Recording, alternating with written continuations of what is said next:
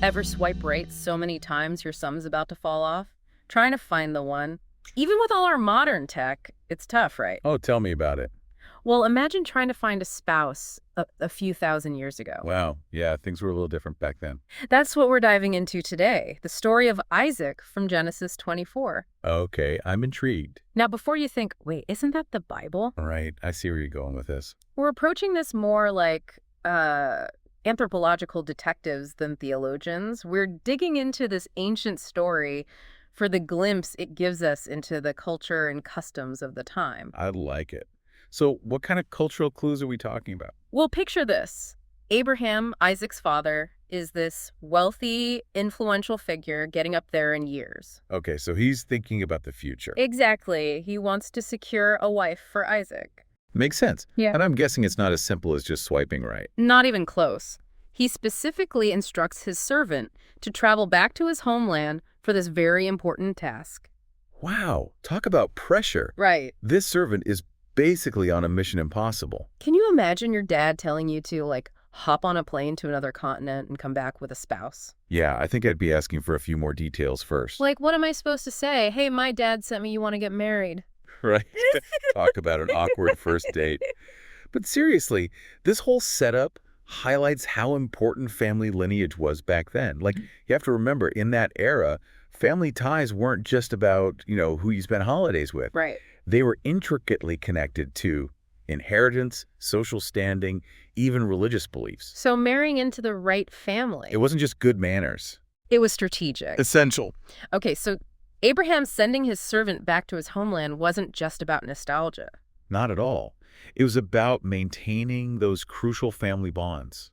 And this is where Abraham's oath comes in, right? His oath. Yeah. He makes a promise, a serious promise to his God, that he'll only arrange Isaac's marriage to someone from his own people. Wow, so he's drawing a line in the sand. Exactly. Between his family and the surrounding Canaanite culture. It's a powerful statement. Shows his values, his priorities. And maybe a little bit of what his fears were, too. I mean, this is a big deal for him, right? Oh, absolutely. And you can sense the weight of that in the story, especially with the servant. Yeah. Imagine being that guy. I know, right? I'm guessing he wasn't exactly jumping for joy at this point. No, you're right to sense that tension. And the text reflects it beautifully. We see the servant grappling with this huge responsibility, praying for divine intervention at, of all places, a well. The well. Okay, that seems a little random. It might seem that way, but wells in those days, they were like the social media platforms of their time, especially for women. Really? Oh, yeah. Imagine a constant stream of people coming and going, sharing news, catching up, gossiping even. You see. Right.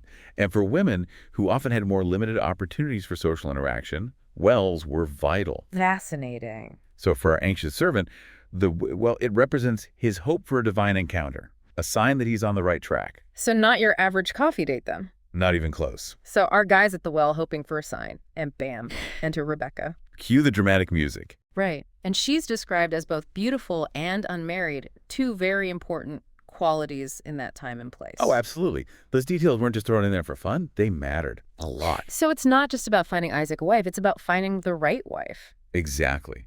Remember how the servant prayed for a specific sign?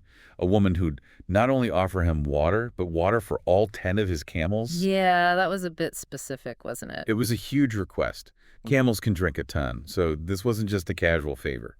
And this is where the story takes a turn. It becomes about more than just, hey, you're pretty, want to get married. Rebecca's actions, her willingness to go above and beyond, it's a sign. A sign of what? Of her character. It tells us she's kind, hardworking, and willing to go the extra mile. It's like the ancient equivalent of a glowing letter of recommendation. I like it. Okay, so Rebecca's passed the first test. But now comes the real challenge, right? Meeting the family. Cue the nervous sweats. He's got to get through the brother, Laban. And what an introduction this is. Before any pleasantries, the servant jumps right into his whole story. The journey, Abraham's oath, the prayer at the well, the encounter with Rebecca, the whole 9 yards. It's like showing up for a first date with your family photo album. Right. Here's me as a baby. Here's me graduating. But it shows how seriously everyone took this whole process. This wasn't just a casual, hey, let's get our kids hitched situation. It was a major life event and one that they believed God was involved in. Absolutely. Laban and Bethuel, Rebekah's father, they acknowledge that this whole arrangement seems divinely guided. So they're like, okay, God, if you say so. Pretty much. They're basically saying it's not their place to interfere if this union is meant to be. But here's the million-dollar question. What about Rebekah? Does she even get a say in all of this? That's what I'm wondering. I mean, it's easy to assume that women in those days didn't have much choice, especially in matters of marriage. Right. But this story takes another fascinating turn. Even though it seems like a done deal, both Laban and Bethuel, they insist on asking Rebekah for her consent. Really? They ask her directly? They do. It's a small detail, but it speaks volumes. It suggests that even in this ancient culture, with its emphasis on arranged marriages, a woman's voice, her agency, still mattered. Wow. So what does Rebekah say? So they ask Rebekah if she'll go with this man, this stranger, to marry Isaac, her master's son. And what does she say? I will go. Short and sweet, right? Yeah, right to the point. But I feel like there's a lot we can unpack there. Oh, absolutely. On the surface, it might seem like, she didn't have much choice. Yeah. But her response, I will go, it suggests something deeper, I think, a level of agency. Because she could have said no. Exactly. She could have. This wasn't a forced arrangement. It was a decision made within a specific cultural context. And then there's the journey itself. Right. It's not exactly a honeymoon in Paris. Not quite. She travels with the servant and his men, and when they finally spot Isaac in the distance, Rebekah covers herself with a veil. Okay, so what's the significance of that? The veil. Oh, it's a powerful symbol in this story. It represents modesty, respect, and this transition from one stage of life to another. From single to married. Exactly. In that time and culture, veiling oneself before a future husband. It was a sign of honor, submission, but also a recognition of the seriousness of the marriage covenant they were about to enter. It's like a visible marker of that change in status. Yes, Yeah. exactly. And then they meet. Isaac, who's still grieving the loss of his mother, finds comfort in Rebekah. It's a really poignant moment, I think. Speaks to that very human need for connection, companionship, especially after a loss. It's interesting how the story connects Isaac's grief with his encounter with Rebekah. Isn't it?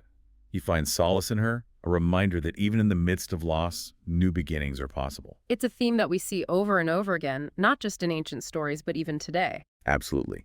This story, while it's ancient, it still resonates with us. It's about faith, family, societal norms, but ultimately it's about the search for love and companionship in a world that can feel very uncertain, and that's something we can all relate to no matter what time period we live in. It really makes you think. So deep divers, here's something to ponder. Right. Would you be okay with this much help finding a spouse? Or do you prefer a little more, shall we say, freedom of choice? Food for thought. Until next time, keep diving deep.